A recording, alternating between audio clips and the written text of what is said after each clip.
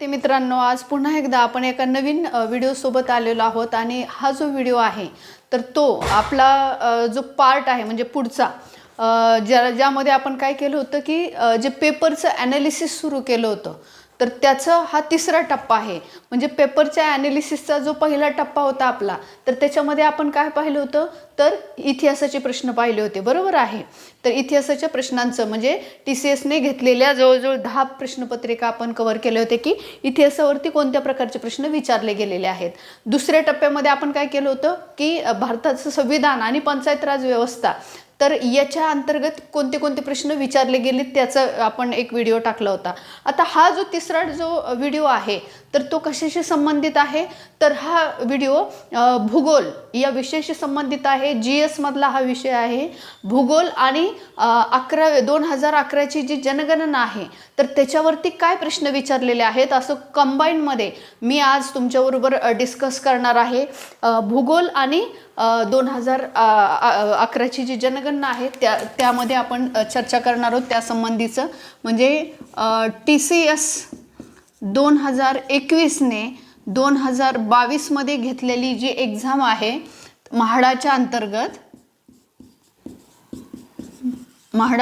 जे आहे तर त्यामध्ये आपण काय करतो आहोत जनरल सायन्सचा क्वेश्चन बँक पेपर जो आहे 25 प्रश्नांचा तर त्याचं चर्चा सुरू आहे आपली। आता हा तिसरा टप्पा आहे आपला आणि या तिसऱ्या टप्प्यामध्ये आपण काय डिस्कस करणार आहोत जिओग्राफी ज्याला आपण भूगोल म्हणतो, भूगोल आणि 2011 ची जनगणना। ओके, 2011 ची जनगणना या दोन वरती जे प्रश्न विचारले गेलेले आहेत तर त्याच्याबद्दलची आपण चर्चा करणार आहोत आणि बघूयात की नेमके कसे प्रश्न विचारलेत, भूगोलावरती कसे प्रश्न विचारलेले आहेत आणि जनगणनेला खरंच फोकस करतायत का तर त्याची सुद्धा आपण चर्चा इथे करतो। म्हणजे अर्थसंकल्पाला सुद्धा करायचं आहे आपल्याला, कारण इको आणि अर्थसंकल्पाचे प्रश्न सुद्धा विचारलेले आहेत पण ते आपण पुढे बघणार आहोत। या ठिकाणी मात्र काय करणार आहोत आपण 5 प्रश्नपत्रिका घेतलेल्या आहेत आणि त्याच्यामध्ये भूगोलाचे किती प्रश्न आणि जनगणनेचे किती हे बघूयात आपण। पहिल्या पेपरमध्ये 25 पैकी जो फर्स्ट पेपर आहे, ओके, फर्स्ट पेपरमध्ये 25 पैकी किती प्रश्न आहेत भूगोलाचे, एकूण प्रश्न 8 आहेत बघा। किती प्रश्न आहेत, एकूण 8 प्रश्न आहेत। ह्या 8 पैकी 6 जे प्रश्न आहेत हे 6 प्रश्न प्रॉपर भूगोलवरती आहेत, जिओग्राफीवरती आहेत आणि 2 जे प्रश्न आहेत त्याच्यामध्ये तर ते कशावरती आहेत तर ते जनगणनेवरती आहेत, जनगणनेवरती आहेत। पेपर पहिल्याचं अशा पद्धतीनं रूपरेखा आहे प्रश्नांची ती आधी आपण डिस्कस करू। असंच प्रत्येक पेपरचा आहे। 25 पैकी बऱ्यापैकी 6 प्रश्न आपल्याला दिसतात। पेपर दुसरा जो आपण करणार आहोत त्याच्यामध्ये 25 पैकी 6 प्रश्न आहेत, त्याच्यात सुद्धा 6 पैकी 2 प्रश्न जनगणनेवरती आहेत। त्यानंतर तिसरा जो पेपर आहे त्या तिसऱ्या पेपरमध्ये 25 पैकी पुन्हा एकदा 6 प्रश्न आहेत आणि ह्या 6 पैकी पुन्हा एकदा 2 प्रश्न जनगणनेवरती विचारले, 4 प्रश्न भूगोलावरती विचारलेले आहेत। चौथ्या पेपरमध्ये सुद्धा 6 प्रश्न आहेत आणि 6 पैकी 2 प्रश्न जनगणनेवरती आहेत, 4 प्रश्न भूगोलावरती आहेत आणि 5व्या पेपरमध्ये एकूण प्रश्नापैकी 25 पैकी 8 प्रश्न आहेत सगळे मिळून आणि त्यापैकी आपण बघतो की 6 प्रश्न भूगोलावरती आहेत आणि 2 प्रश्न जनगणनेवरती आहेत। तर एकंदरीत अशा पद्धतीनं हे प्रश्नांचं स्वरूप आहे की जास्तीत जास्त 8 पर्यंत प्रश्न आहेत, 6 किंवा 8 आणि त्याच्यामध्ये 2 प्रश्न जनगणनेचे विचारलेलेच आहेत। म्हणजे इथे आपल्याला काय सांगितलं जाते की जनगणनेवरती आपल्याला फोकस करणं गरजेचं आहे। जनगणना 2011 ची जी जनगणना झालेली होती तर तिच्या संबंधीची इत्थंभूत माहिती आपल्याला असणं गरजेचं आहे। त्याच्यामुळे आपण एक व्हिडिओ हा 2011 ची जी जनगणना झाली तिच्यावरती सेपरेटली करणार आहोत, कारण प्रश्नांचं स्वरूप बघता आपल्याला ती गरज आहे की आपण त्याच्याकडे फोकस करणं गरजेचं आहे, बरोबर आहे। तर अशा पद्धतीनं बघूयात आपण कोणते कोणते प्रश्न विचारले गेलेले आहेत। जर आपण ह्या पहिल्या पेपरचा विचार केला तर ज्याच्यामध्ये 25 पैकी 8 प्रश्न आलेले, 8 पैकी 6 जे प्रश्न आहेत तर ते भूगोलावरती प्रॉपर आहेत। आधी आपण भूगोलाचे प्रश्न सगळे बघूयात 5 पेपर मधले आणि नंतर आपण जनगणनेवरचे प्रश्न बघूयात एकत्रितरित्या। व्यवस्थितरित्या, म्हणजे मग आपल्याला पण कम्फर्टेबल फील होईल.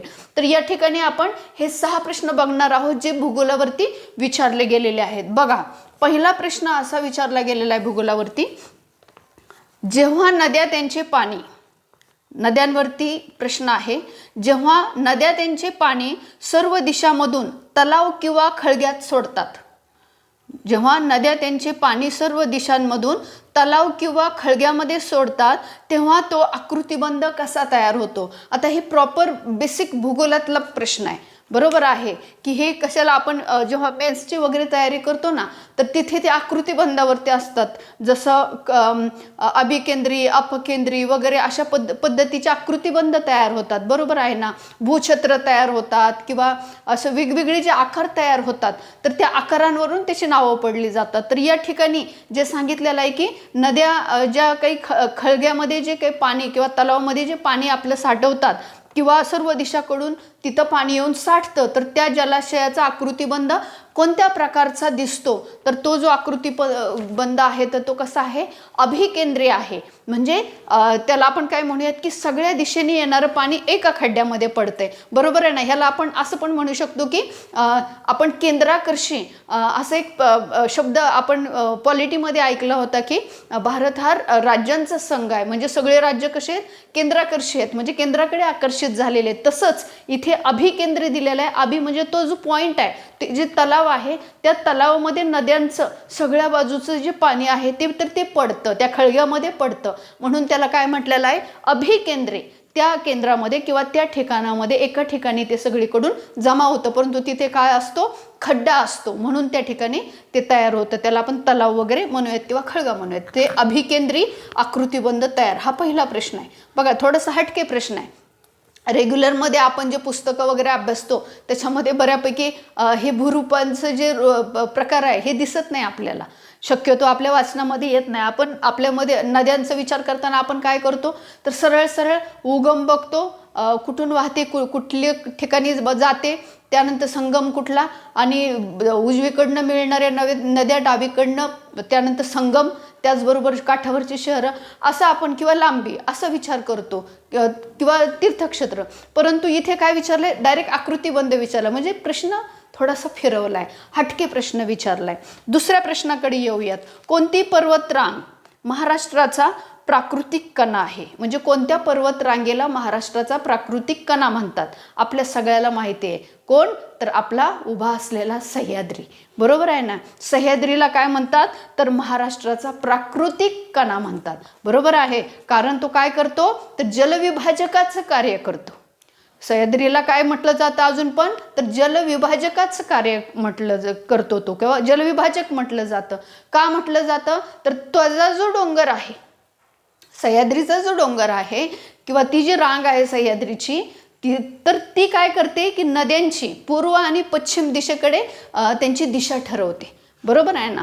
की ज्या पश्चिम बाजूला आहेत त्या पश्चिमवाहिनी नद्या होतात, ज्या पूर्वेकडे आहेत त्या पूर्ववाहिनी नद्या होतात. मग नद्यांच्या दिशांमध्ये जो काही दिशा ठरवण्याचं काम हा सह्याद्रीचा जो पर्वतरांग जी आहे आपली सह्याद्रीचा जो कडा आहे, ह्या सगळ्या गोष्टी करतात. म्हणून ह्याला काय म्हटलेलं आहे, सह्याद्रीला एक तर कणा म्हटलेला आहे आणि दुसरी गोष्ट म्हणजे जलविभाजक सुद्धा म्हटलेला आहे. तर आपल्याला हे माहीत पाहिजे या गोष्टी. म्हणजे एका बाजूला कोकण आहे आणि कोकण झालं की आपण काय बघतो, सह्याद्री बघतो, आणि सह्याद्रीच्या पुढे काय झालेलं आहे की पठार आहे. बरोबर आहे ना. ज्यावेळेस आपण भूगोलाचा प्राकृतिक दृष्टीने विचार करतो त्यावेळेस आपल्याला माहिती आहे की अरबी समुद्राला लागून, बरोबर, अरबी समुद्र हा पश्चिमेकडे आहे कोकणाच्या, आणि पूर्वेकडे कोण आहे, तर सह्याद्री आहे. आणि सह्याद्रीच्या पश्चिमेला कोण आहे, तर कोकण आहे, आणि पूर्वेला कोण आहे, तर पठाराची निर्मिती झालेली आहे. बरोबर आहे ना. तर अशा पद्धतीने ती प्राकृतिक रचना जी आहे, तर त्या प्राकृतिक रचनेला आपल्याला अभ्यासावं लागतं नीटनेटकं, की नेमकं कोकण कुठपासनं कुठपर्यंत आहे, सह्याद्री कुठपासनं कुठपर्यंत आहे, पठारामध्ये कोणते जिल्हे येतात, किंवा ह्याचे वैशिष्ट्य काय आहेत, यांच्या नद्या वगैरे, ते सगळं बघावं लागतं ह्या एका हिंटवरून. म्हणजे सह्याद्री विचारलाय तर कोकण सुद्धा विचारला जाऊ शकतो, आणि सह्याद्री विचारलाय तर पठार सुद्धा विचारलं जाऊ शकतं. तर अशा पद्धतीनं प्रश्न फॉर्मॅट होऊ शकतात. आपल्याला या गोष्टीकडे लक्ष देणं गरजेचं आहे. पुढचा प्रश्न, महाराष्ट्रातील खालीलपैकी कोणता जिल्हा कृष्णा खोऱ्यात येत नाही? असा प्रश्न विचारलेला आहे आणि याचं उत्तर आहे पुणे. 3 जिल्हे जे बाकीचे आहेत तर ते कृष्णा खोऱ्यामध्ये येतात. कृष्णा नदीच्या खोऱ्यामध्ये येणारे जिल्हे तिथे दिले होते. पुणे येतो का कृष्णा खोऱ्यामध्ये? नाही. मग पुण्यामध्ये मुळा, मुठा वगैरे या सगळ्या नद्या आहेत, बरोबर आहे. मग ही कृष्णा, कोयना हे कुठं आहे? सांगली, सातारा, कोल्हापूर ते तिकडच्या साईडच्या ज्या नद्या आहेत तर त्या बऱ्यापैकी कृष्णा, कोयना आणि ज्या ज्या पंचगंगाच्या नद्या आहेत तर त्याच्या अंतर्गत येतात, बरोबर आहे. म्हणजे याचं उत्तर पुणे दिलेलं आहे त्यांनी. तिथे हटके ऑप्शन होता पुण्याचा, ते त्याचं उत्तर आहे. पुढचा प्रश्न आहे, खालीलपैकी कोणती महाराष्ट्रातील मुख्य जमात आहे?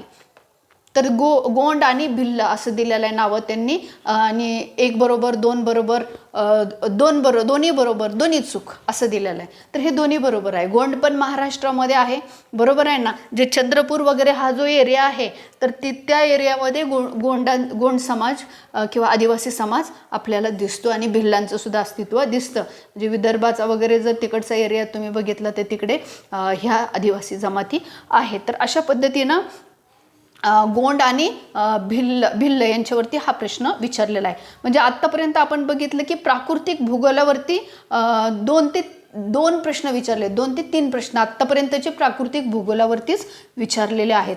चौथा जो प्रश्न आहे आता तो झाला आपला डिस्कस जमातीबद्दलचा, गोंड आणि भिल्ल यांच्या संबंधीचा.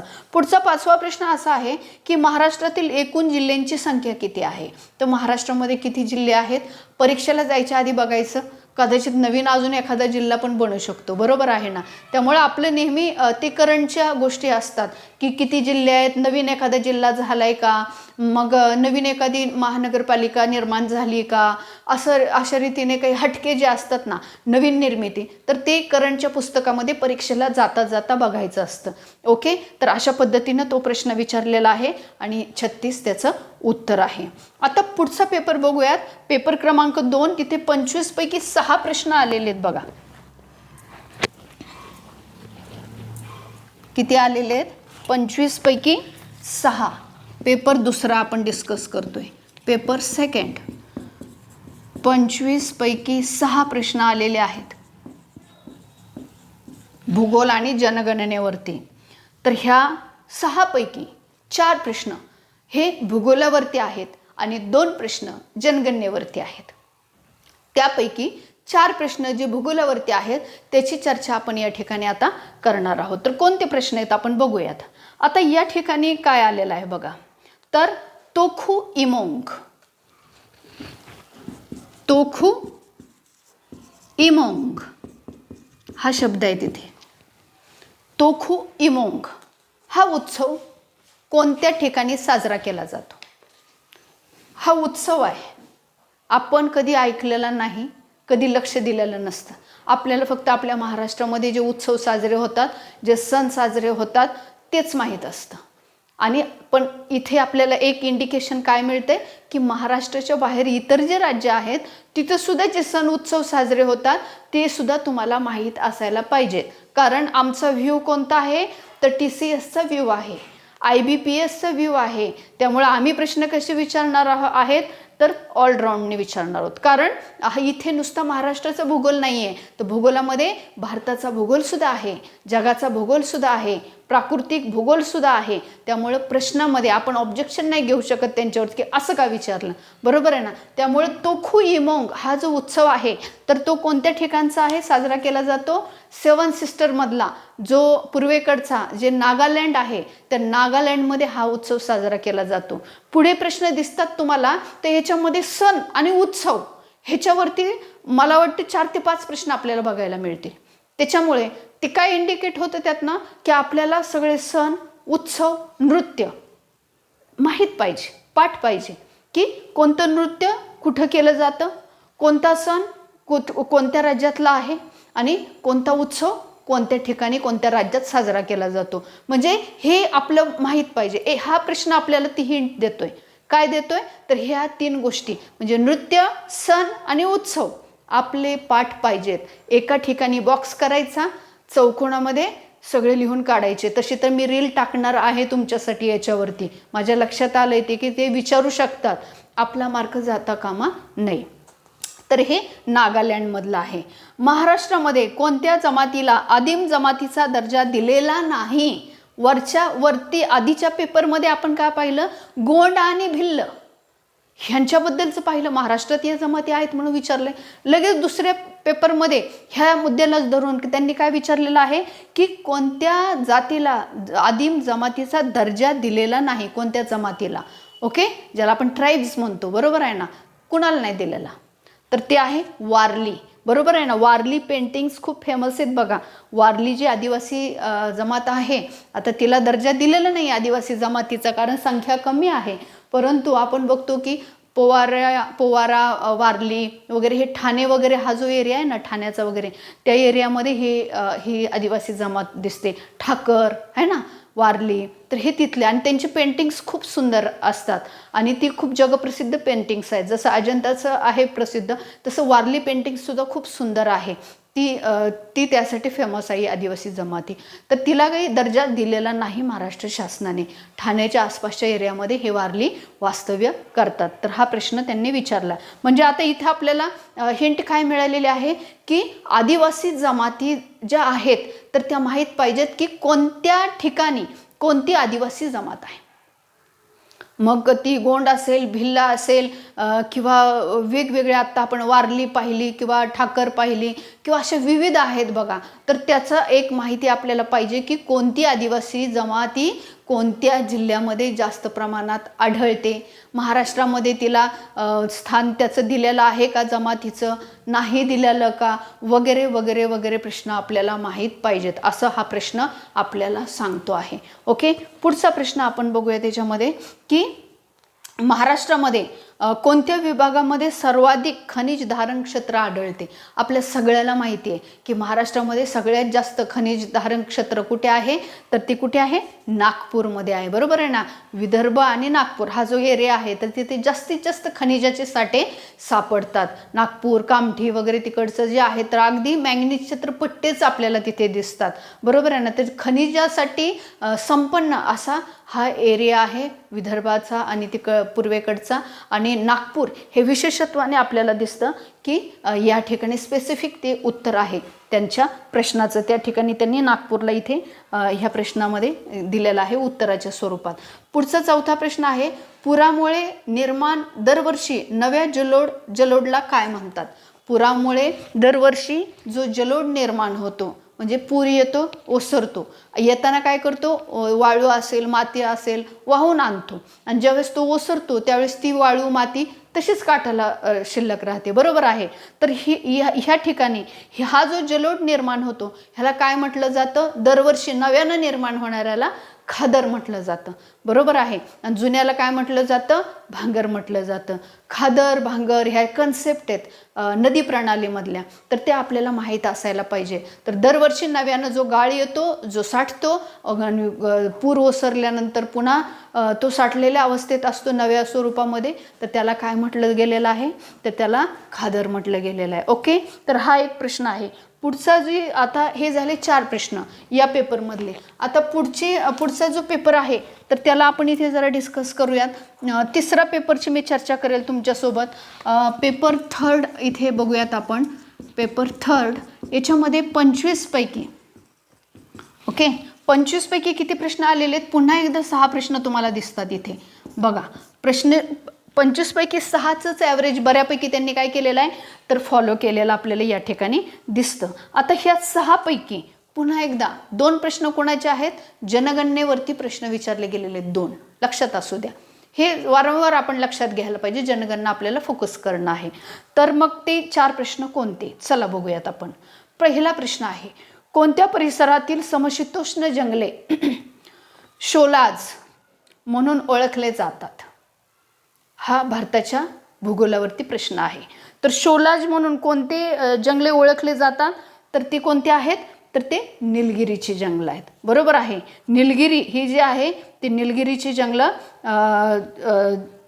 तिथे काय जे आहेत तिथली जी जंगलं आहेत निलगिरीमध्ये जे दक्षिणेकडचं, तर त्या ठिकाणी ही समशीतोष्ण जंगले ज्याला शोलाज म्हटलं जातं ते तिथे सापडली जातात किंवा तिथे ओळखली जातात त्या नावाने. दुसरा प्रश्न आहे, आता हे इंग्लिशमध्ये तो प्रश्न त्यांनी विचारलेला आहे. ओके, इंग्लिशमधला हा प्रश्न आहे. आता मी तुम्हाला मराठीमध्ये तो सांगते की 2 वाक्य दिलेले आहेत आणि ते 2 वाक्यापैकी बरोबर वाक्य कोणतं, चुकीचं वाक्य कोणतं असं विचारलेलं आहे. तर याच्यामध्ये पहिलं वाक्य बघा, महाराष्ट्राची अर्थव्यवस्था शेतीवर आधारित आहे. इंग्लिशमध्ये त्यांनी वाक्य विचारलेलं आहे. तर हो, महाराष्ट्राची अर्थव्यवस्था ही शेतीवर आधारित आहे, कृषीवर. दुसरं त्यांचं वाक्य आहे याच्यामध्ये की तिन्ही ऋतू, महाराष्ट्राच्या हवामानामध्ये तिन्ही ऋतू आढळतात. म्हणजे पावसाळा आढळतो, उन्हाळा आढळतो, हिवाळा आढळतो. तर हा आपण सहन करतोय ते बरोबर आहे ना. तिन्ही ऋतू आढळतात. तर दोन्ही विधानं योग्य आहेत. 1 बरोबर, 2 बरोबर, दोन्ही बरोबर, दोन्ही चूक असे पर्याय आहेत. तर हे दोन्ही विधानं बरोबर आहेत. पुढचा जो प्रश्न आहे तिसरा, तर तो काय आहे, बेडसे गुहा पुणे जिल्ह्यामध्ये आहे. पहिलं वाक्य. आता यांनी काय केलं, इथे पॉलिटीमध्ये बघितलं किंवा आपण जॉग्रफीमध्ये बघतोय की स्टेटमेंट बेस क्वेश्चनला सुरुवात केलेली आहे. बरोबर नाही. इतिहासामध्ये आपल्याला तेवढं दिसत नाही statement base, straight forward question बघितले. इथे मात्र आपल्याला 2 वाक्य दिसायला लागलेत आता, है ना. तर इथे सुद्धा आता 2 वाक्याचाच प्रश्न आहे. कसा आहे बघा की बेडसे गुहा ही जी आहे ती पुणे जिल्ह्यामध्ये आहे. 1 वाक्य आहे. दुसरं वाक्य आहे, ही गुहा बुद्ध गुहा म्हणून ओळखली जाते, ज्यामध्ये पहिल्या शतकातील बुद्धांच्या मूर्ती तिथे सापडतात असं त्यांना म्हणायचंय. तर ही दोन्ही विधानं बरोबर आहेत. बेडसे, कारले, भाजे, बेडसे ह्या ज्या गुहा आहेत ना, तर ह्या म्हणजे सुरुवातीच्या ज्या या जुन्या सगळ्या ज्या गुहा आहेत ह्या बऱ्यापैकी बौद्ध धर्माशी संबंधितच आहेत, हे आपण लक्षात घ्यायला पाहिजेत. बरोबर आहे. त्यामुळं ही बेडसेची गुहा आहे तर ती बौद्ध धर्माशी संबंधित आहे. 1st सेंचुरीमधली ती गुहा आहे. पुण्यामध्ये तिचा आढळ आपल्याला दिसतो. आणि कारले भाजी कुठे, जेव्हा तुम्ही पुण्याहून मुंबईकडे जाता त्यावेळेस तुम्हाला तिथे दिसतं कारले आणि भाजीची सगळ्यात जुनी गुहा तिथं सुद्धा आपल्याला लेणी आहेत ती दिसतात. ओके. तर ते एक म्हणजे आता काय सांगितलंय की लेणी गुहा हे सुद्धा आपल्याला माहीत असायला पाहिजे. जसं आपलं अजिंठाची लेणी आहेत, वेरुळाची लेणी आहेत, पितळखोराची लेणी आहेत, आता ही कारले भाजीची लेणी आहेत. म्हणजे सातवाहन कालखंडामध्ये खूप मोठ्या प्रमाणात याचा विकास झालेला आपल्याला दिसतो. गुहांची निर्मिती झाली. बौद्ध धर्माशी संबंधित जास्त गुहा आहेत. बरोबर आहे. तर अशा पद्धतीनं ती राहण्यासाठी त्या तयार केल्या होत्या. परंतु ते खूप जबरदस्त जे कला विश्वातलं खूप मोठं एक विस्मित करणारं आपल्याला ह्या गोष्टी दिसतात. जेव्हा आपण ही लेणी पाहतो किंवा ह्या गुहा पाहतो तर त्यावेळेस ह्या गोष्टीची आपल्याला प्रकर्षाने जाणीव होते. आणि असं कुठे नाही की ज्यांनी अजिंठाची लेणी पाहिलेली नाही आहेत किंवा वेरुळची लेणी पाहिलेली नाहीत. आपण सगळ्यांनी पाहिलेली असतात. बरोबर आहे ना. तर ही बेडसा संबंधी विचारलेलं आहे, म्हणजे बाकीच्या ठिकाणी ते फोकस करू शकतात. ओके. पुढचा जो प्रश्न आहे तर तो काय विचारलाय बघा, सत्रिय नृत्य हे कोणत्या राज्याशी संबंधित आहे. नृत्याचं नाव काय आहे, सत्रिय नृत्य आहे. आता हे कसलं नृत्य आलं आपल्याला तर माहीत पण नसतं. आपल्याला फक्त काय माहिती आहे, भांगडा माहिती आहे, है ना. पुन्हा लावणी एक प्रकार इकडचा माहिती आहे महाराष्ट्रातला आपल्या नृत्याचा, आणि गरबा एक माहिती आहे. बरोबर आहे ना. तर असे एक 3-4 आपल्याला ते झुमर एक माहिती आहे. एवढंच माहिती, 4-5 फोकसचे. आता हे वेगळंच विचारलंय सत्रिया, है ना. मग आपल्याला माहीत नाही, आपल्याला फोकस करणं गरजेचं आहे. ते सांगतात आम्ही काही विचारू.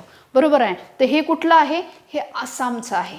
बऱ्यापैकी आत्तापर्यंत जे 2 विचारले, एक नागालँडचं विचारलं, दुसरं आसामचं. म्हणजे पूर्वेकडचे जे आदिवासी जे कल्चर आहे किंवा जे 7 सिस्टरचा एरिया आहे तर तिथले जे नृत्य आहेत ना ते एक वेगळे पण त्यांच्याकडे आहे, खास आहे.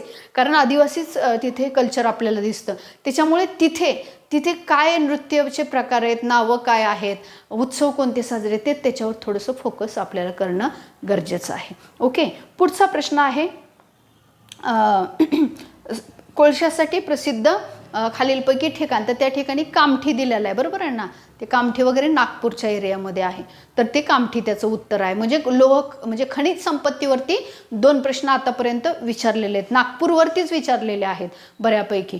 तर तो एक मुद्दा आहे की खनिज, नद्या, आत्तापर्यंत नृत्य, 3 एरिया जास्तीत जास्त त्यांनी फोकस केलेले आहेत. आणि जनगणना. बरोबर. जनगणनेला आपण पाहणार आहोत आता, त्याचे प्रश्न सेपरेट पाहणार आहोत. पुढचा जो पेपर आहे तो पेपर कोणता आहे, तर तो पेपर आहे 4. कोणता आहे, पेपर 4, पेपर क्रमांक 4. 25 पैकी किती प्रश्न आलेले आहेत? तर इथे सुद्धा 6 प्रश्न आलेले आहेत. ओके, आता ह्या 6 पैकी पुन्हा 2 प्रश्न कशावरती आलेले आहेत? जनगणनेवरती विचारलेले आहेत.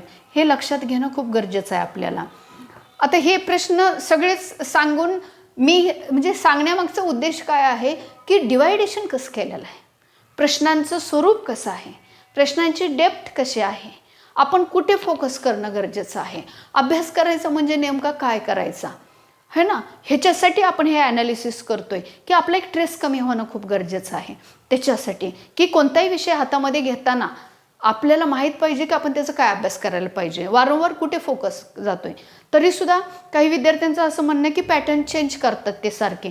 काळजी करू नका, प्रश्नांचं स्वरूप बदलू दे त्यांना. ते किती प्रकारे बदलतात त्याच्यावरती एक व्हिडिओ मी टाकणार आहे की नेमकं प्रश्न कोणत्या कोणत्या पद्धतीनं बनू शकतो. मग त्याच्या बाहेर थोडंच जाणार आहे, ते आपण करणार आहोत. काळजी करू नका. हे झालं आपलं सगळं डिस्कस की मग एक व्हिडिओ आपण त्याच्यासाठी सुद्धा करणार आहोत की प्रश्न कोणत्या स्वरूपाचे असू शकतात त्याच्यावरती आपण चर्चा करणार आहोत. पुढे येऊयात. पेपर 4 मध्ये 25 पैकी 6 प्रश्न, 6 पैकी 2 जनगणनेवरती आहेत आणि 4 भूगोलावरती आहेत. पहिला प्रश्न बघा याच्यामध्ये आहे तर तो कोणता आहे? कागीद नृत्य. आता इथं पुन्हा आलं एक नृत्य, कागीद नृत्य. बघा, कागीद नृत्य. आता हे पण नवीनच आहे काहीतरी, आपण पहिल्यांदाच ऐकतोय. नृत्य, सण, उत्सव, एक तरी प्रश्न विचारला जातोय. लक्षात घ्या, कागीद नृत्य कशाशी संबंधित आहेत, कोणत्या धर्माशी? तर हे बौद्ध धर्माशी संबंधित आहेत. तुमच्या माहितीसाठी, माझ्यासाठी सुद्धा हा नवीन प्रश्न होता जेव्हा मी वाचला तेव्हा. म्हणजे खरंच मला सुद्धा माहीत नव्हतं की असं काहीतरी नृत्य कागीद नावाचं बौद्ध धर्माशी संबंधित आहे. कारण बौद्ध धर्म आपण शिकवतो इतिहासामध्ये आणि गौतम बुद्ध आणि त्यांचा बौद्ध धर्म हे सगळं शिकवलं जातं. परंतु हे असं काही नृत्य हे खरंच माहीत नव्हतं आणि असा प्रश्न त्यांनी हटके विचारलेला आहे. इथं मार्क जातोच. माहीत नसतं किती वाचणार, पण करायचं आहे आपल्याला. ओके, पुढचा प्रश्न आहे सिन्नर संग्रहालय कोणत्या जिल्ह्यामध्ये आहे? सिन्नर कुठे आहे? नाशिकमध्ये आहे. सरळ सरळ प्रश्न आहे संग्रहालयावरती. औरंगाबाद डिव्हिजनमध्ये न येणारा जिल्हा कोणता? तर तो सांगली. सांगली दिलाय. आता औरंगाबादमध्ये सांगली कसं येईल? सांगली पश्चिम महाराष्ट्रामध्ये, औरंगाबाद मराठवाड्यामध्ये आहे. बरोबर आहे ना? तर त्याच्यामुळे ते उत्तर आहे. पुढचा प्रश्न आहे पश्चिम घाटातील कोणते अभयारण्य मलबार जायंट स्विव्हरल म्हणजे शेकारू याच्यासाठी प्रसिद्ध आहे? तर ते कोणतं? भीमाशंकर. आपल्या सगळ्याला माहिती आहे पुण्यामधलं भीमाशंकर हे यासाठी प्रसिद्ध आहे.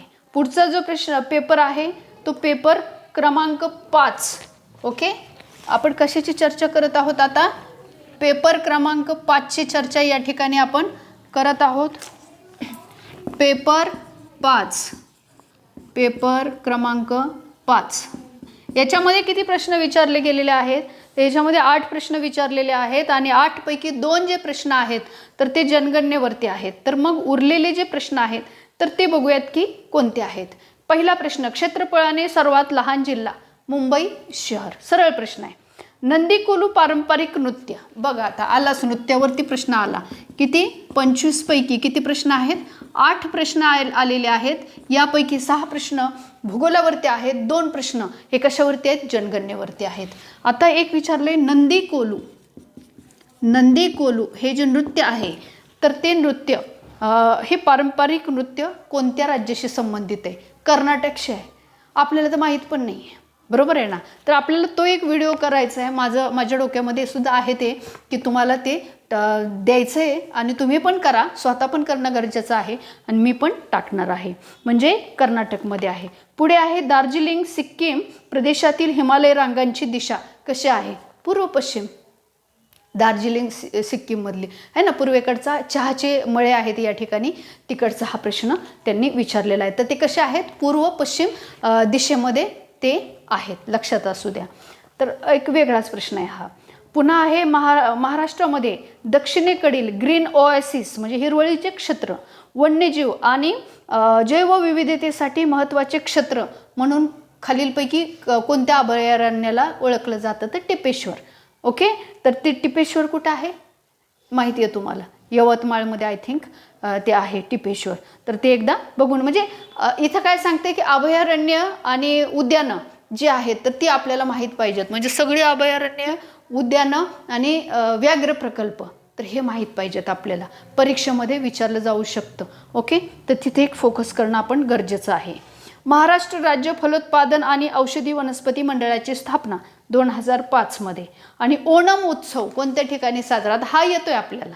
ओणम केरळमध्ये है ना, आणि पोंगल तमिळनाडूमध्ये. आता हे माहिती आहे आपल्या, हे नेहमीच आहे आपल्या नजरेतलं. तर त्यामुळं ओणमवरती सुद्धा प्रश्न विचारलेला आहे, नंदी कोलूवरती, म्हणजे सण उत्सव आणि नृत्य याच्यावरती वारंवार प्रश्न त्यांनी प्रत्येक पेपरमध्ये विचारलेला आहे. ते काय सांगतायत की ह्याच्यावरती तुम्ही तयारी करा. ओके, तर ओणम कुठे आहे, तर ओणम केरळमध्ये आहे. आणि पोंगल कुठे आहे, पोंगल तमिळनाडूमध्ये आहे. बरोबर आहे. तर अशा रीतीनं हे जे प्रश्न आहेत तर हे प्रश्न आपण या ठिकाणी पाहिलेले आहेत. एकंदरीत नृत्याचे वगैरे त्यांनी आपल्याला हिंट दिलेली आहे की आम्ही कशा कशा पद्धतीने विचारू शकतो. आता आपण जनगणनेवरती प्रश्न बघूयात की ह्या प्रत्येकामध्ये आलेले जे जनगणनेवरचे प्रश्न आहेत तर ते कसे कसे विचारले गेलेले आहेत बघा. म्हणजे जनगणना करायलाच पाहिजे 2011ची, बरोबर आहे. 21ला झालेली नाही, त्याच्यामुळं ती कुठं जाणार, 11कडे जाणार. 11वरचे प्रश्न विचारणार. आपल्याला वाटतं मागचे भरपूर जुने आहे, कशाला, नाही, करावं लागणार, करावंच लागणार. ओके, बघूयात. सर्वाधिक लोकसंख्येचे राज्य, राज्यामध्ये सर्वाधिक लोकसंख्येच्या राज्यांमध्ये महाराष्ट्राचा कितवा क्रमांक आहे, तुम्हाला सगळ्याला माहिती आहे, 2रा क्रमांक आहे. बरोबर आहे ना. लोकसंख्या सगळ्यात जास्त कोणत्या राज्याची आहे, तर उत्तर प्रदेशची आहे. महाराष्ट्राचा क्रमांक 2रा आहे. मग लगेच आपल्याला माहीत पाहिजे क्षेत्रफळामध्ये महाराष्ट्र कितवा आहे, लोकसंख्येत कितवा आहे. बरोबर आहे ना. तर अशा पद्धतीचे जे प्रश्न असतात तर ते आपण म्हणजे फोकस करणं गरजेचं आहे. दुसरं, महाराष्ट्राचे लिंग गुणोत्तर प्रमाण किती आहे 2011च्या जनगणनेनुसार, तर किती आहे, 1000 पुरुषामागे 929 स्त्रिया हे प्रमाण आहे. हा एक प्रश्न विचारलेला आहे. पुढचा प्रश्न आहे, कोणत्या जिल्ह्यामध्ये लोकसंख्या घनता 1000 पेक्षा अधिक आहे असं विचारलेलं आहे. तर कोणता जिल्हा आहे, तर तो ठाणे जिल्हा आहे. 1000 पेक्षा काय आहे, तर लोकसंख्येची घनता ही त्या जिल्ह्यामध्ये जास्त आहे. तर अशा पद्धतीनं ठाणे हे याचं उत्तर आहे. पुढे, नाशिक विभागाच्या एकूण लोकसंख्येच्या तुलनेत आदिवासी लोकसंख्येची टक्केवारी किती आहे, तर किती आहे, 23.33. म्हणजे आदिवासी लोकसंख्येची एकूण लोकसंख्येची टक्केवारी विभाग वाईज विचारले. नाशिकचं विचारले, मग औरंगाबादचं विचारू शकतील, पुणे विभागाचं विचारू शकतील, विविध ठिकाणचं विचारू शकतील. जेवढे काही विभाग आहेत, प्रशासकीय विभाग वगैरे, तर तिथे विचारू शकतात ते. तर आपल्याला आता ते हिंट दिले आहे की आम्ही हे विचारले, मग बाकीचंही तुम्हाला माहीत पाहिजे. बरोबर आहे ना. तर अशा पद्धतीनं पुढं आहे की महाराष्ट्रामध्ये कोणत्या जिल्ह्याचे लिंग गुणोत्तर सर्वात जास्त आहे, तर ते कोणत्याचे, रत्नागिरी या जिल्ह्याचे लिंग गुणोत्तर सर्वात जास्त आहे. लिंग गुणोत्तर काय असतं, तर पुरुषांची संख्या आणि स्त्रियांची संख्या याची तुलना केली जाते. म्हणजे 1000 पुरुषांच्या तुलनेमध्ये स्त्रियांची संख्या किती आहे, जसं महाराष्ट्राचं आपण बघितलं 929 आहे, तर ते विचारलं जातं. तर ते सगळ्यात जास्त कुठल्या ह्याचं आहे, जिल्ह्याचं, रत्नागिरीचं आहे. बरोबर आहे. तर मग सगळ्यात कमी, लगेच प्रश्न येतो पुढचा, आपल्याला माहीत पाहिजे ते. जास्त आणि कमी एवढं तरी माहीत पाहिजे, मधलं आदलं नका का माहीत असे ना. जास्त, सगळ्यात जास्त, सगळ्यात कमी. साक्षरता सगळ्यात जास्त, सगळ्यात कमी. लिंग गुणोत्तर सगळ्यात जास्त, सगळ्यात कमीचा जिल्हा. घनता सगळ्यात जास्त, सगळ्यात कमीचा जिल्हा. त्याच्यानंतर आदिवासींची संख्या सगळ्यात जास्त, सगळ्यात कमी. असे प्रश्न आपल्याला माहीत पाहिजेत जनगणनेवरती. ओके, पुढे जाऊयात.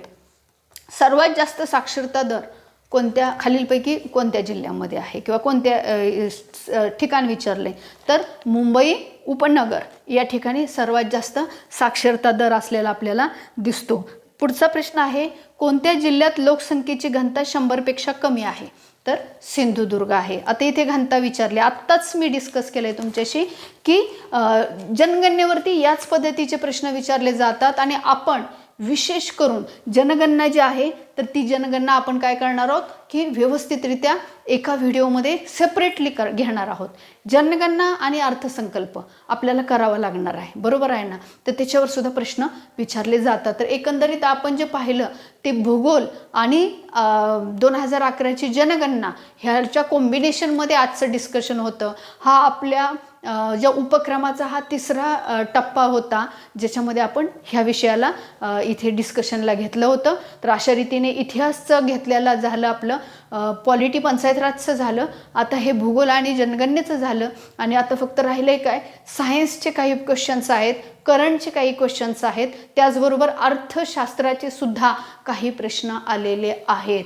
आपल्याला ते माहीत असावे लागतात. म्हणजे त्या तिघांचं मिळून मी काय करेल, पुढचा एक व्हिडिओ बनवेल ज्याच्यामध्ये या 3 एरियाला कव्हर करू. म्हणजे एकूण आपलं 25 प्रश्नांचं जे 5 विषयाचं जे डिस्कशन आहे पेपरचं, तर ते सगळं कंप्लीट होईल. ओके, म्हणजे तुम्हालाही थोडंसं रिलॅक्स फील होईल की नेमका अभ्यास करताना कोणत्या पद्धतीनं कशा स्वरूपाचा करणं गरजेचं आहे, कुठे फोकस करणं गरजेचं आहे. आणि अजून एक मुद्दा असा आहे की तुमची जी ती समस्या आहे की TCS किंवा IBPS पेपरचं प्रश्नांचं स्वरूप सारखं चेंज करते पॅटर्न, हो ना, तुम्ही त्यामुळे परेशान आहे. आपण एवढं डिस्कस करतोय तरी तुमच्या मनामध्ये ती शंका आहे. तर काळजी करू नका. प्रश्न विचारला जाऊन कसा विचारला जाऊ शकेल ह्याच्यावरती आपला एक व्हिडिओ असणार आहे की नेमकं ते कसे विचारू शकतील. आपण एखादा मुद्दा घेऊन त्याच्यावरती ते प्रश्न तयार करूयात, म्हणजे तुमच्या लक्षात येईल की ते कसे कसे विचारू शकतात. आणि मग नेमकं तुम्ही ज्यावेळेस आता अभ्यास करणार आहात त्यावेळेस तुम्ही त्या फॉर्मॅटमध्ये त्या मॅटरला बसून तसा प्रश्न तुम्ही स्वतःच्या मनामध्ये तयार करू शकता. ही एक म्हणजे स्मार्ट स्टडीची एक कन्सेप्ट आहे बघा, हे स्मार्ट वर्क म्हणतात ह्याला.